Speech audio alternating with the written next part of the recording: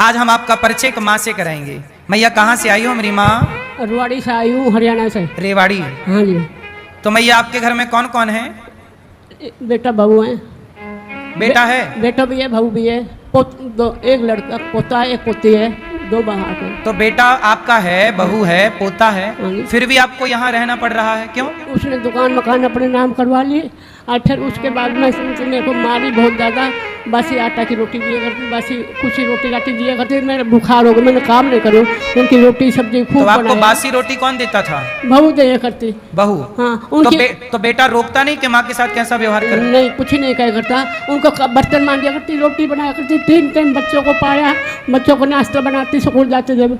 बहू बेटा को भी बेड पे बिठा के खाना खिलाया करती, खूब राजी हो के। मेरा बस को ना रहे, मेरा बुखार चढ़ गया। उसके बाद में मैं काम नहीं करूँ। उस दिन बाद में मेरे को मारी बहुत ज़्यादा, रोज की मारे करता। तो आपको मारा? किसने मारा? छोरा ने मारी। बहू ने गाली काटी कि तू पड़ी पड़ी रोटी खाने लग रही है, कहाँ से आएगी, तेरे को काम कराना कुछ ना, पहले मैं काम करे। बेटे ने मारा? बेटा ने मारे। बहू ने भी कही कि तू कहाँ से मिलेगा, तेरे को रोटी, काम कर, बर्तन मांज पहले, रोटी सब्जी बना, हमारे बालका के काम। बहू कहती कि पहले बर्तन मांजो फिर भोजन मिलेगा। हाँ। सोचिए, आज के जमाने में कोई व्यक्ति इतना स्वार्थी कैसे हो सकता है कि अपनी ही सास को, अपनी ही माँ को कहा जा रहा कि पहले काम करो फिर भोजन। बैठे बैठे देखो एक बेटा भी अपनी माँ को नहीं खिलाना चाह रहा। कुछ बेटे ऐसे भी हैं। अनु बोले गोली खा ले, तू गोली खा ले, तेने कौन रखा है, कौन रोटी दे, कोई ना दे, घर से निकल तो जा। ऐसा कौन बोला कि गोली खा लो? छोरो बोला घर से निकल जा, तेने कौन रोटी दे, कौन तो रखा गोली है? खा लो, गोली खा लो मतलब जहर की गोली खा ले। जहर? हाँ, जहर की बेटा गोली। बोला? बेटा बोला मैं काम ना करे। जब मैं बोली तूने रोटी सब्जी बना बना कर दी, तेरे काम करे, जब तो तूने कुछ भी ना कही। अब मेरा बस को ना है, तेरे बाल की रोटी भी बनाई, सब कुछ करो, बच्चे ने पाल गई। जब तूने मेरे को गोली दे दे, रोटी नहीं दी, बोल घर से निकल जा, चल। और मकान दुकान भी ले लिया? दुकान मकान भी ले ली, मेरे दुकान दुकान भी माँ का ले लिया और लेके बोला जहर खा लो। देखो, बेटा के पास ये माँ होती तो जहर खिला के मार ही डाला होता। ये तो गौरी गोपाल में है तो सुरक्षित और सुखी हैं, क्योंकि आप सब सहयोग करते हो, आप सब रोटी देते हो, तो इन माओ के लिए गौरी गोपाल में चूल्हा जलता है। आप सहयोग नहीं करेंगे तो बताइए यहाँ चूल्हा कैसे जलेगा, माओ का भोजन कैसे बनेगा?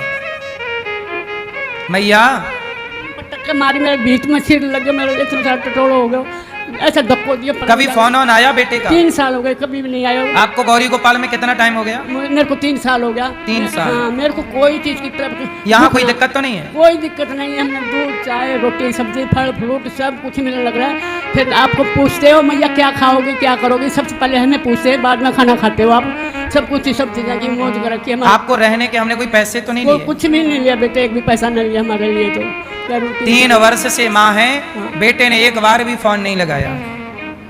माँ की मृत्यु होने पर बेटा आएगा अंतिम दर्शन करने, इसकी कौन गारंटी लेगा?